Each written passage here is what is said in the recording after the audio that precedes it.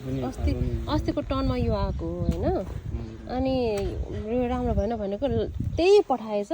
cover चाहिँ change गरेर cover पनि यस्तै यो पुरा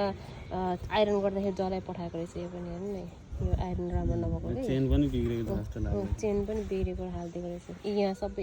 यस्तो भइसकेको छ यो अनि यति मात्रै भयो त के गर्नु यहाँ तरकारी सरकारी लागेको छ यो सबै तरकारी के लागेको हो यो यस्तो अनि फेरि यहाँनिरको यो पिक्चरको राख्ने तरिकै यो यस्तो यस्तरी गर्नु भनेको होइन मैले अगाडि कसरी भनेको थिएँ झन् त्यत्रो पिक्चर सहित देखाएको थिएँ होइन यस्तो छ यो सबै यस्तो कपडै तन्किने खालको हालेको छ कि यो यति सस्ता कपडा हालेको छ नि होइन मैले कति अनलाइन सपिङ गरेँ तर यो जस्तो थर्ड क्लास छैन मैले यस्तो अब यस्तो के गर्नु अब कुसन पनि यस्तो छ छुँदाखेरि यस्तो छ यो त 1-2 दिन उयोमा सोफामा राख्यो भने यो स्याप्पै जान्छ यो खासै ल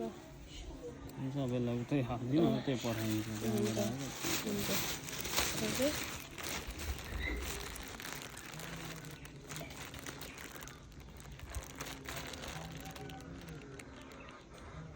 यो फ्रम स्विट प्रिन्ट क्रिएसन